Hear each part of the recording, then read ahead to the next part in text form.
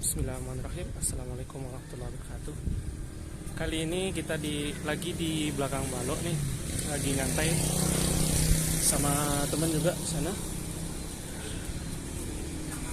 Dalam kesempatan kali ini mungkin aku nggak motret sih, cuman lagi nyantai dan pengen ngasih kalian beberapa tips nih soal street fotografi, dimana nantinya tips ini bakal bikin fotomu lebih cantik lagi, lebih ciamik lagi. Yuk, daripada basa-basi, mending kita lanjut aja ke videonya. Check it out.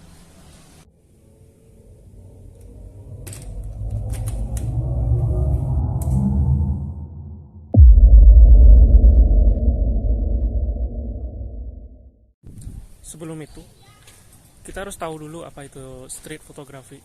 Street photography itu adalah genre foto di mana kita mengambil dalam padanan ruang publik, seperti di pasar, di mall, di pusat keramaian, yang mana subjek utamanya adalah manusia. Nah, di situ kita akan mengandalkan momen yang akan sangat penting di sini. Karena itu, tips nomor 1, kameramu harus selalu ready. Kenapa kamera kalian harus ready? Karena street photography itu adalah genre yang sangat unik. Kenapa sangat unik? Karena kita dituntut untuk merespon momen, bukan untuk membuat momen. Sehingganya ketika kita misalkan nih turun dari kendaraan dan ada momen yang bagus,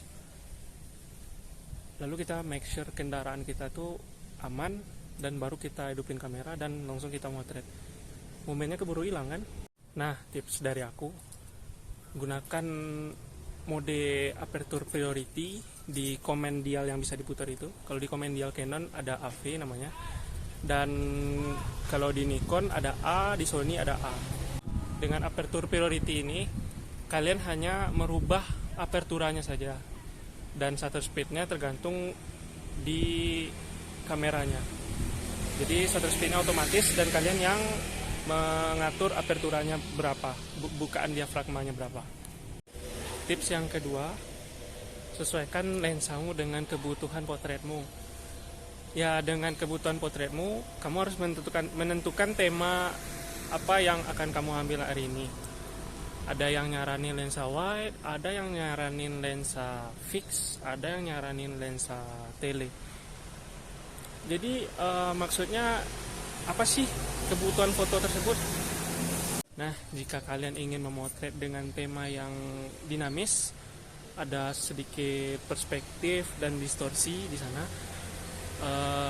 dan menghasilkan foto yang dramatis, mending gunain lensa wide. Kenapa lensa wide?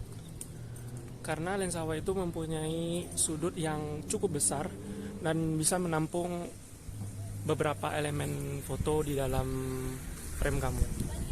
Dengan distorsi dan sedikit perspektif yang di luar pandangan manusia, di luar pandangan normal manusianya ya, objek foto kamu akan terlihat lebih stand out dan lebih dramatis. Seperti ini.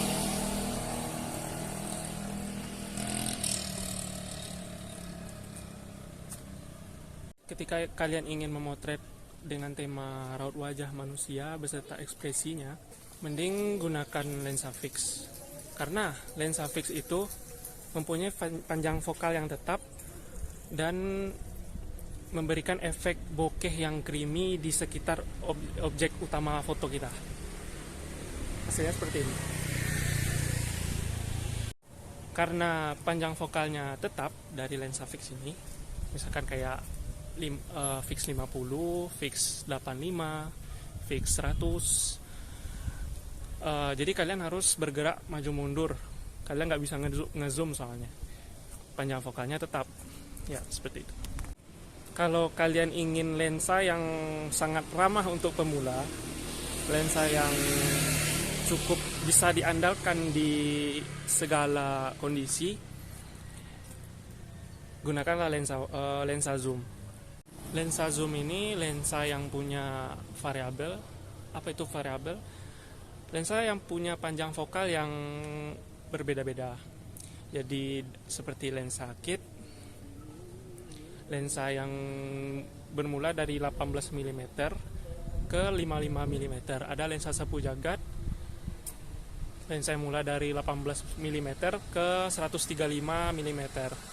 Ada juga lensa yang seperti lensa tele, yang zoom yang tele 70 200. Nah, itu lensa yang cukup mahal. Ada juga yang 70 300, ada yang 100 sampai 400. Itu biasanya untuk kebutuhan olahraga sih biasanya. Tapi ketika kalian ingin memotret dengan sudut yang paling kecil, sudut yang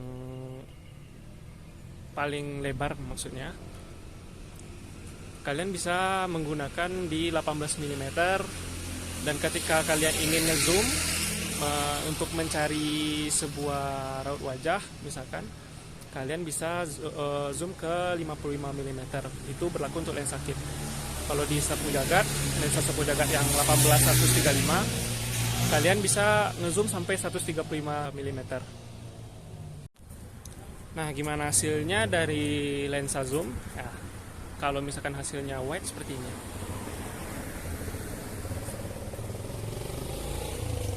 Dan kalau hasilnya ke panjang fokal yang paling besar, hasilnya seperti ini.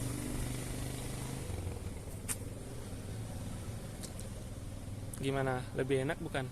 Ya, tapi lensa zoom seperti ini biasanya mengorbankan sedikit ketajaman. Biasanya lebih tajam sih lensa fix. Jadi kesannya foto itu lebih stand out di situ di lensa fix. Tips yang ketiga, foto dulu baru interaksi. Kenapa? Karena efek natural sebuah foto itu diciptakan dari gerakan yang spontan tanpa ada paksaan. Jadi nggak mungkin kita memotret seseorang dengan izin dahulu. Seperti misalkan kita mau motret, Pak, saya izin moto dulu ya Pak ya. Bu, saya izin moto dulu ya Bu. Pasti bapak atau ibunya atau subjek fotonya bakalan ngasih efek yang gak natural, kayak ngebenerin bajunya dulu atau ngebenerin posenya dulu sesuai yang mereka inginkan. Jadi hasilnya bakal gak natural sih. Itu menurutku. Kalau menurut kalian gimana? Mau minta izin dulu apa potret dulu? Silahkan tulis di kolom komentar. Izin itu penting sih. Tapi ketika setelah kalian foto baru kalian izin, itu lebih bagus. Karena street fotografi ini mengandalkan sebuah naturalitas ya. Kita nggak bisa maksa seseorang untuk berekspresi kayak gini. Berarti kalau udah dipaksa seseorang atau disuruh seseorang untuk berekspresi, jatuhnya ke foto konsep, bukan foto natural lagi. Nah, ketika kalian sudah berinteraksi nih, catatan nih para fotografer, kita jangan sombong, kita jangan bersikap acuh tak acuh dengan objek foto yang telah kita ambil. Ketika setelah terjadi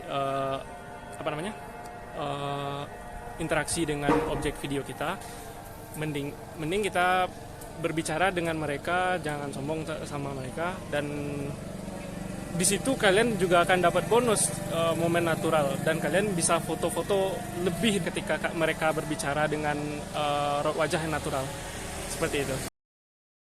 Nah, sekarang kita lagi pindah nih, karena tadi tag kita kepotong azan. Nah, sekarang kita pindah di Puncak Kabun di Kabupaten Agam.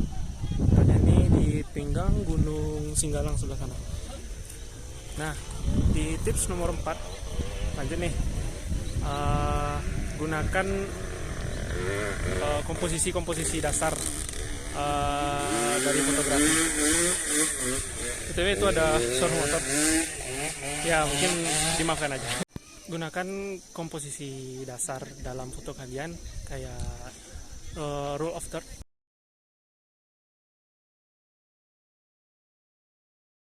leading lines,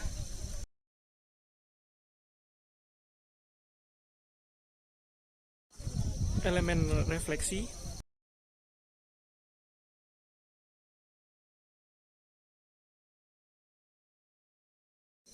simetris,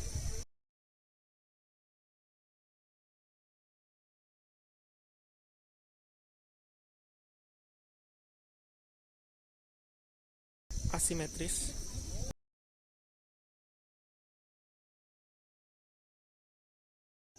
dan banyak komposisi lainnya yang bisa kalian pelajari. Tentunya sih komposisi itu sebenarnya memang aturan dalam fotografi, tapi dalam bidang kreatif ada aturan yang dilanggar. Jadi tidak terpaku ke dalam komposisi tersebut, tapi tergantung dari kaliannya bagaimana kalian membuat suatu foto itu terlihat lebih menarik. Tips yang kelima, selalu berlatih. Ini nggak bisa dihilangkan sih dari fotografi. Dalam street fotografi ini, kuncinya adalah sigap dan kreatif untuk merespon momen. Nah, ketika momen itu datang, bukan kita bikin di sini. Ketika momen itu datang, kita gimana caranya menerima momen itu, merespon momen itu dengan cara kita sendiri. Bisa dengan cara yang dramatis atau dengan cara yang lebih spesifik, kayak kita nanti pakai lensa fix gitu atau lensa tele. Nah, semua itu butuh latihan, butuh waktu, nggak ada yang instan. Semua ini nggak ada yang instan.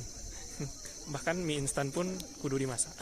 Dengan kalian selalu berlatih dan selalu mencoba, ibaratnya nggak usah malu-malu lah untuk mencoba street fotografi ini, untuk berjalan di depan orang banyak dan memotret orang tanpa ada rasa malu gitu kan.